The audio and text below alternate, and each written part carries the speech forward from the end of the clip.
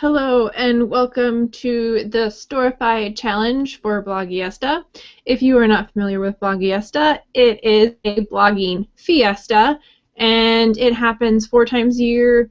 Twice a year they have the big full Bloggiesta and twice a year they have a smaller Mini-Bloggiesta that is shorter, and that's what's happening in this July, and that's what this is for. I am Amanda Schaffner. I have done a few previous challenges. You may remember the Google Plus challenge from the last Bloggiesta. You may know me from my book blog on a book bender. You might know me from Bout of Books, the Readathon. I'm also an author and editor and writing coach, so I'm all over.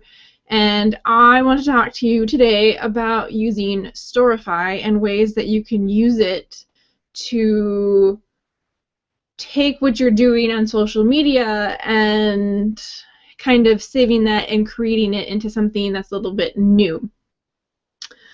So if you've never been to Storify before, all you have to do is go to storify.com. That's easy. If you haven't used it before, you will probably need to sign in, and you can do that with your Twitter account. So super easy. What you see on your screen right now is basically the first page. So if you want to start a news story, you can do that straight from this page right here. I want to show you what your profile looks. And this was Storify was a little slow, which it tends to do on occasion, and so I have all my tabs up. But if you click on that profile thing, this is what will pop up, and this is like any other social media profile page. You know, you have your bio, you have a picture, you have some other information, and then what you see right here, you know, these are all the stories that I've published, and I have used these for a few different reasons. So I have these writing tips, and obviously, you know, this is the week of January 13th, and we're now into the week of July 14th, so it's been a while since I've done one of these. But I used to tweet out a lot of writing tips every week, and so at the end of the week I would pull all my tweets related to writing, and I would put them together in a Storify. And I would also occasionally add some, you know, I have additional information because you only have 140 characters with Twitter, so I took this time to add a little more. These are tweets by other people that I really liked that I decided I wanted to include. And so now these tweets about writing live on in Storify, even though they're from 6 months ago, which is nice, because if you are a big fan of Twitter, you know that it moves really fast, and oftentimes you miss tweets that happen in the morning, and that, you know, not just 6 months ago. So you can pull tweets that you've tweeted. You can also pull tweets from any kind of, you can use hashtags, so it can be Twitter chats. If you have some kind of event going on, you can pull tweets from that. I host webinars, and so I like to pull tweets from my webinars like this. So everyone who's attended, I ask them to tweet all their takeaways, and then they would go ahead and they would tweet them, and I put them all together here so that really, even if you didn't make the webinar, you could experience the webinar as if you were really there. And then lastly, because this is slightly different than, say, my writing tips, Sometimes on Twitter, we often tweet a whole bunch right at once because we're telling some kind of story. And so you can take those tweets and put them into a Storify and kind of have, you know, the evidence there for you. And my example here was my bird saga, where a bird flew into my window and it hit so hard I didn't know if the bird was dead or not, and then I didn't know if it was going to fly away or not. I mean, there was a lot of drama, and I tweeted throughout it, and so I decided to put basically all my tweets together. So now I can go back and read this if I want, or people can read it if they want, and it's there. And by the way, spoiler alert, the bird survived and flew away. So these are all examples of ways that you can use Storify. And I actually also, if you follow me at Bookbender, I put together or I tweet out posts that I like throughout the week. And then if I wanted to, I haven't done this for a while, obviously, since this is May 16th, I can pull them together using the hashtag and, you know, have like a collection of all the posts that I liked during the week. And this is kind of my way of, I could do a weekly wrap-up instead of on my blog. I can do it on Storify, although you can also embed it. So I put it on my book blog too. So there are multiple ways you can do this. And that is ways, or those are the ways that you can use Storify. But let's actually put together an actual Storify, because now you've kind of seen what you can do. You know, now let's actually put one together. So you go up to the new story icon and you click it, and it looks a lot like you would create a blog post. You put your headline here, write the title. I'm going to do the adventures of the hashtag W Sidekick, and this is the hashtag that my virtual community, the Writing Sidekick, uses. And I'm going to actually pull tweets from our writing sprint yesterday. And then this is the description. So I'm going to say an example Storify for the Mini-Bloggiesta challenge. Very simple.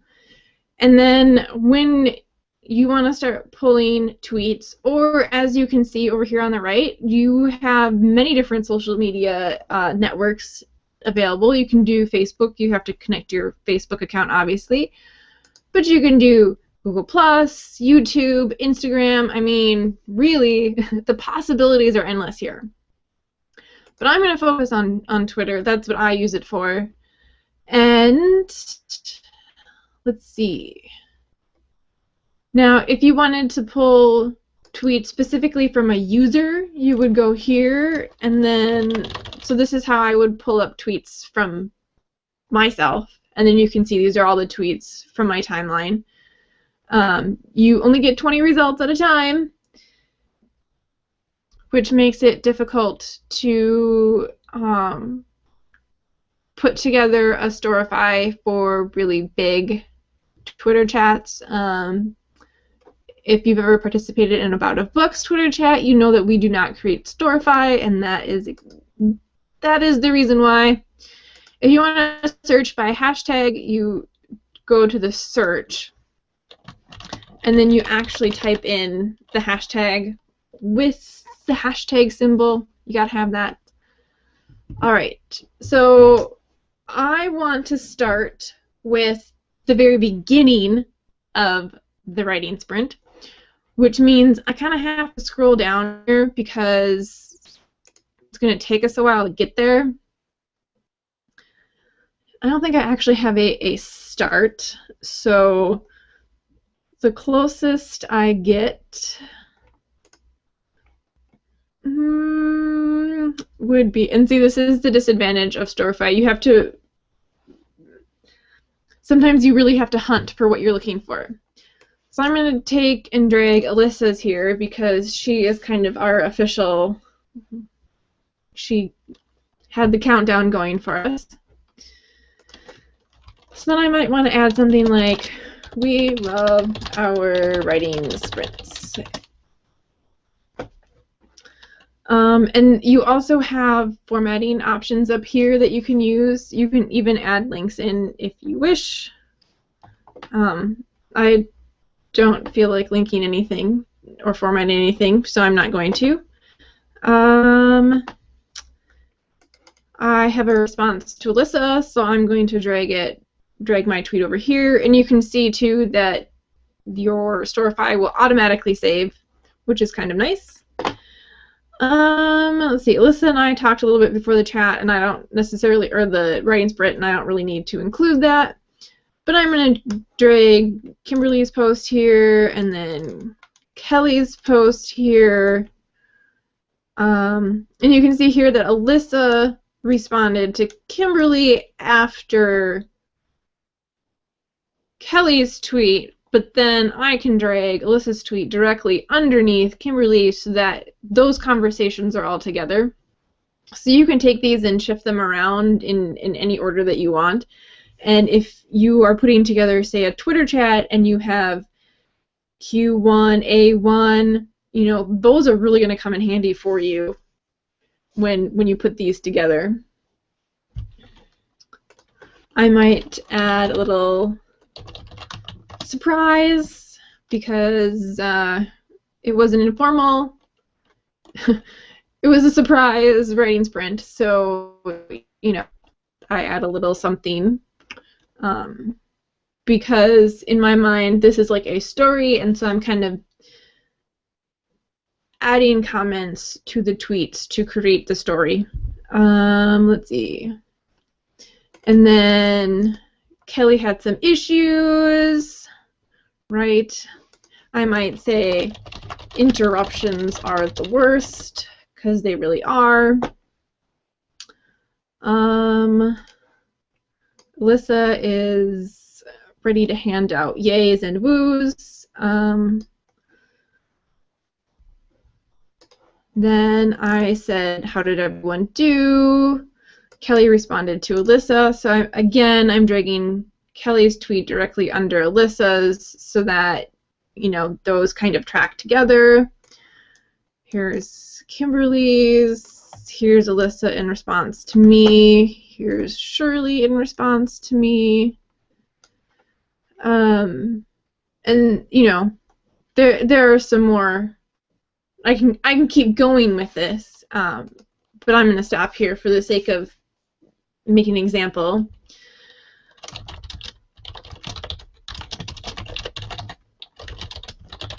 Okay, so then I'm adding a thought at the end.